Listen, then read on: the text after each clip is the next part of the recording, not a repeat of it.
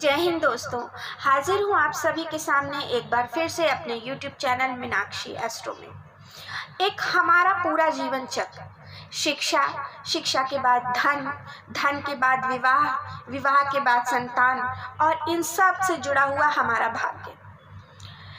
ये 5 के 5 डिपार्टमेंट, क्या आप जानते हैं कि ये किसके पास है? जी हाँ, ये हैं गुरुदेव बृहस्पति, देवताओं के भी जो गुरु बृहस्पति देव। जी हाँ, उन्हीं के पास ये डिपार्टमेंट है।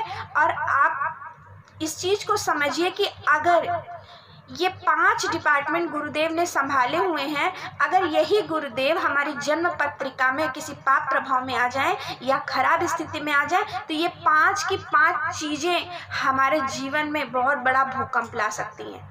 अगर धन नहीं है तो निश्चित रूप से आप अपनी दैनिक आवश्यकताओं की भी पूर्ति नहीं कर पाएंगे।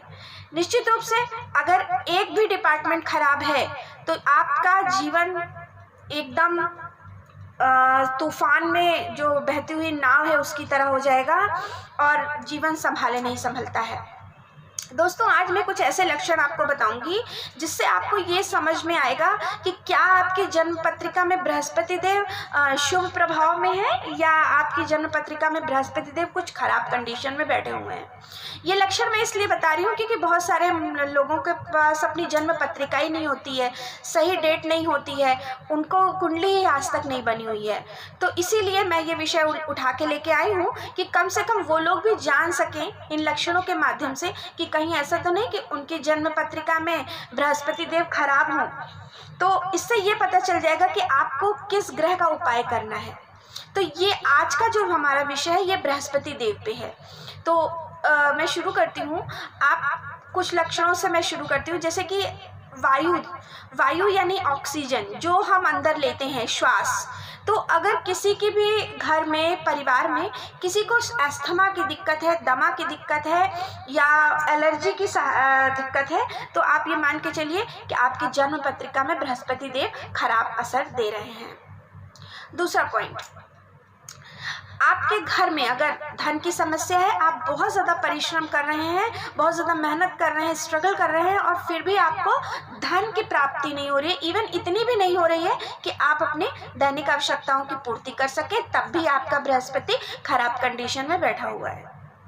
तीसरा पॉइंट, ये सब दोनों चीज़ें हैं कि अगर धन भी नहीं है और फिर उसके बाद भी अगर आपको संतान होने में दिक्कत है तो ये भी एक खराब बृहस्पति के लक्षण है। विवाह में दिक्कत है तो ये भी एक बहुत ही खराब बृहस्पति के लक्षण है। तो ये 4-5 चीज़ें जो भी हैं, जो बृहस्पति देव के जितने भी डिपार्टमेंट है, अगर उससे रिलेटेड, शिक्षा से रिलेटेड आपके घर में दिक्कत है, जैसे बच्चे हैं वो उनका मन नहीं स्थिर है, पढ़ाई में मन नहीं लग रहा है, या वो जिस चीज़ की शिक्षा ले रहे हैं उसका उन्होंने जीवन में कोई उपयोग ही नहीं किया, तो ये भी एक खराब बृहस्पति के ही लक्षणों में आता है। तो अब हम करें क्या? अगर इन चीज़ों से जो है आपको गुजरना पड़ रहा है तो आपको करना क्या चाहिए? तो सबसे पहले आशीर्वाद, हमें चाहिए आशीर्वाद। अपनी जन्म पत्रिका में अपने बृहस्पति देव को जागृत करने के लिए, उनको शुभ प्रभाव में लाने के लिए हमको चाहिए बड़े बुजुर्गों का आशीर्वाद। तो आपको आज से और अभी से ये प्रयास करना चाहिए कि आपके घर में कोई भी बुजुर्ग आता हो, इवन वो आपके घर में आपके काम करने वाले ही क्यों ना हो, अगर कोई बुजुर्ग माली है, कोई बुजुर्ग स्त्री है, तो आपको उनका चरण स्पर्श करने में संकोच बिल्कुल भी नहीं करना चाहिए और कोई भी जातिगत भेदभाव से आपको दूर रहना चाहिए। आप एक अपने घर की प्रथा बना लीजिए, बच्चों को भी और आप स्वयं भी सबसे पहला काम ये करा करिए कि सुबह प्रातः उठते ही जो आपसे बड़े हैं उनके आप चरण स्पर्श कीजिए।